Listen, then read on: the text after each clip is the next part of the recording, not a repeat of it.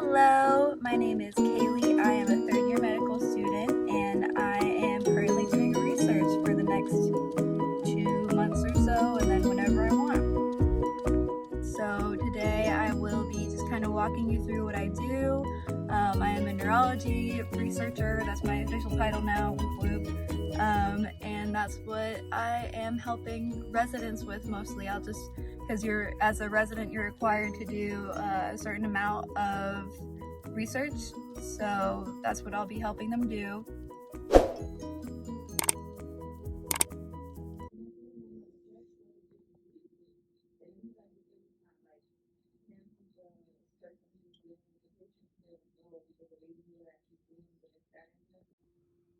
So all the residents are off doing their rounding now, so I'm going to stay and keep doing my research. But it was really interesting hearing them talk about all their patients, and they were talking about how to define death and everything. It was very interesting.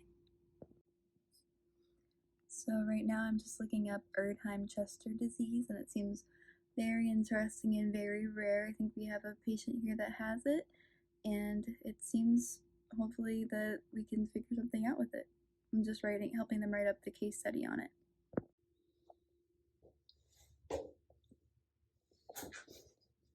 Oh, you sexy thing.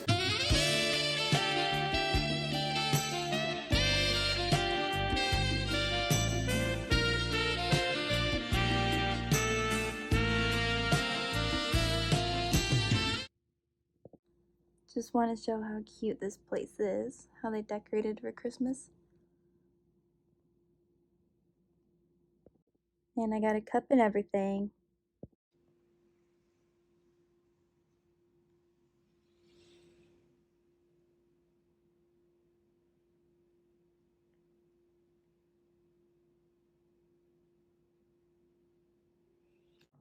I always feel like when I'm in here, I'm going to hear some drama going down or see someone making out because of Grey's Anatomy, how much I've watched that.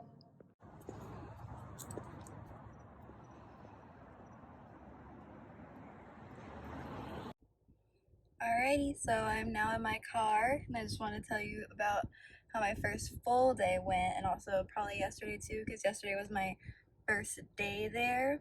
Even though I was only there for a couple hours, I just went basically to see what it was like, because I toured there before for the research program, because I did my interview 2 years ago, but then they just didn't have a place for me, even though they said they wanted me, and then they were like, well, you need to be an active medical student, and I wasn't one yet. So now that COVID is a thing and I didn't have any core rotations, I was able to dedicate my time to research. So that's what I'm doing now. But now I finally got to meet all the residents that I'm going to be working with. And yesterday was fun because it's Christmas time, so the hospital was handing out little mugs, and I actually got one. She was nice enough to give one to me. It's very cute.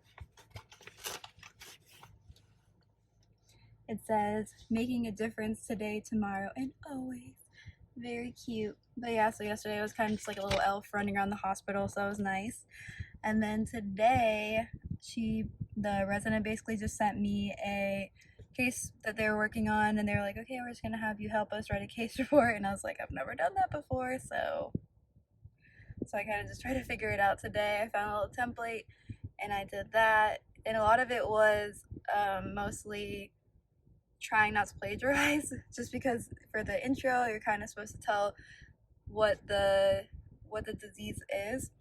So you go in UpToDate, and I went to UpToDate, and it's hard not to just say everything, because you're just describing a disease, and you can't really, everything's so technical, so if you describe it differently, it's going to be wrong. So I spent all day trying to not plagiarize, basically, and then I also was trying to figure out what was important for this case, because this man essentially had a mystery diagnosis in the beginning.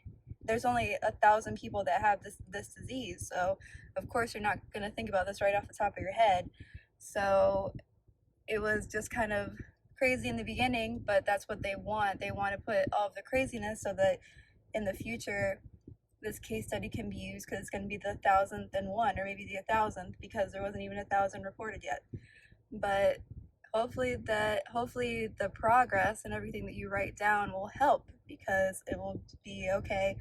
I saw that they had this, so then I did an image, but they also had this, and that's kind of crazy that they would have 3 different cancers. I don't think that they would, even though they don't really have a whole lot to do with each other.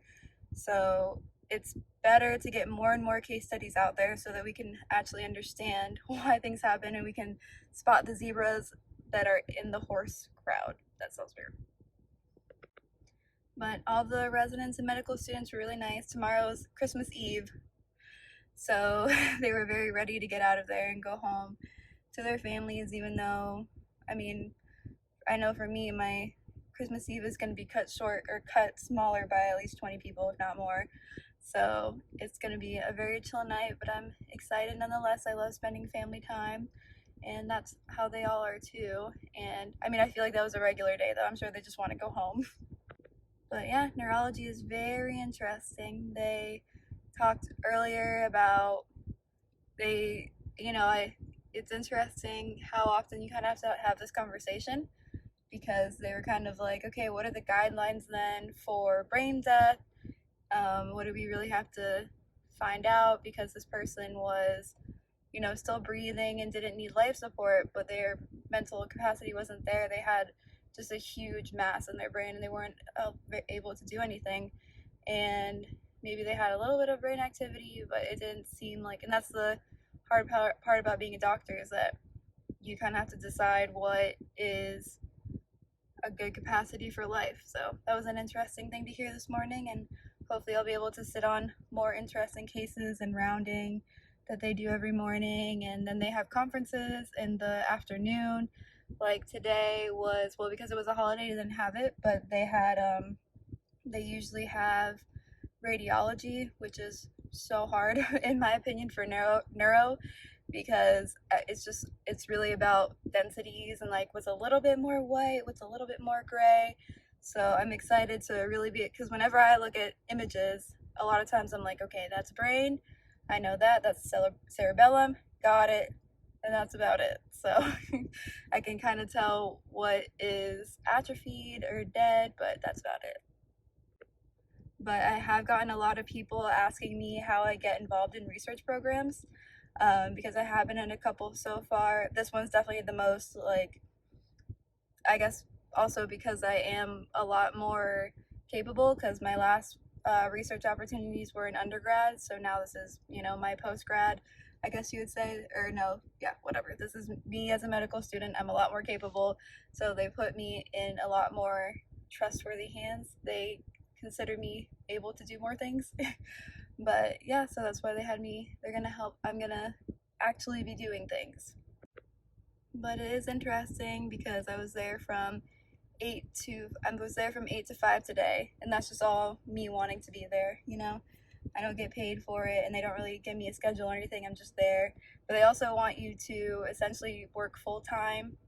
So the fact that I'm not doing clinicals right now is kind of perfect, because this is really the only time I would be able to do this. And I'm not too sure when I'll be able to have clinicals again. But I do plan on basically doing this for 2 months. And then they say that you are required to do 2 months full time basically.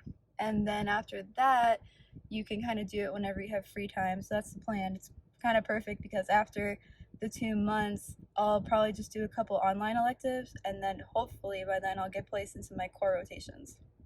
But yeah, I mean, definitely like and comment if you would like a video on the whole how to get research, because I have gotten about 3 so far, and in medical school it can be hard to get research just because everyone's kind of gunning for the same one, and it is a lot of personal skills. I think more than people think, it's not just what can you do and what's on your resume. It's a lot of, do people like you, because they're gonna have to sit around with you for that long and they're gonna have to trust you. So I'll definitely try my best to give advice on that, because I know I worked really hard to get this specific one, and also many other, like the other 2 ones that I was involved in research for real-time functional brain mapping. That was awesome. That was amazing. And then the other one was finding different proteins in mice that contributed to Parkinson's. So just trying to specifically find which mutations cause Parkinson's. So a lot of neurology. I like neurology for research, especially. There's so much left to discover. But all the residents were very nice. They were very busy, but still very nice, and they made sure to, really dive through what their patients are going through, and it was really interesting to hear them talk. It was really interesting to have be somewhat included and kind of talk about what was more important in the different things we did today. And honestly, the day went by very quickly. I feel like I just got here because I was just focusing the whole time on trying to make sure that I did a decent job. And it was only like three pages that I wrote, so and it was only on one patient. So hopefully, I'm able to step up my game a bit, or hopefully, it helped. I do realize too that I have so much left to learn or kind of relearn, because it has been a little bit since I've been not in the clinical settings, but yeah, I guess in the clinical settings, but more of the, specific stuff, like really focusing in on neuro, because I didn't see a lot of neuro cases whenever I was doing my internal medicine foundations. That's what we just did for our clinicals. So I really need to brush back up on those strokes, because there's so many different causes of strokes, so many different neurological diseases that can cause kind of the same thing, but once you dive in, you realize, okay, it's very specific. So I also kind of realized how much time I spent wanting to watch dumb videos on my phone or do something, because I kept kind of reaching for it whenever I felt a little brain dead. And it was so interesting to see the brain power that they have. They just keep going all day for 24 hours, because a lot of them have 24-hour shifts, 30, 28-hour shifts. So it's just amazing that you can keep your brain going for that long. And they just kept watching videos that were even more educational, just trying to fill their brain with more education. And then they were always talking to other doctors and seeing their opinion and everything. So it's definitely so cool to look forward to, that hopefully I'll be that great one day, and then it will be that easy for me, I guess, to just always be on, and it won't be kind of a struggle to differentiate the different strokes, or understand these kind of situations, especially the zebras, like the basically the case we worked on today. Hopefully I'll be able to distinguish them now that I'm kind of already getting into it. But yeah, now it's time to go home and just relax for the rest of the day, and then have Christmas Eve tomorrow, and then Christmas, and then, but Christmas is always chill, and then hopefully maybe I'll get back to it this weekend, or I'll just come in on Monday. It's kind of weird to come in for 2 days and then not for another 4, but I'm sure I'll get back into it. But happy holidays, everyone. Stay safe. Maybe try your best to eat outside or have small groups. The cases have been spiking. A lot of people in the hospital have been getting them, a lot of the residents and everything, so I made sure to keep my mask on while they were around, and I made sure to wipe down all the surfaces and all that. So yeah, just make sure that you're staying safe, please, but also have a great time. I'm sure that being with family is so much fun, or if it's not and you just want to hang out with yourself and watch Netflix or do nothing, that's awesome too. Thanks for tuning in. Don't forget to share and subscribe. I'm going to be making more videos like this now that I have time. I hope to see you in my next video.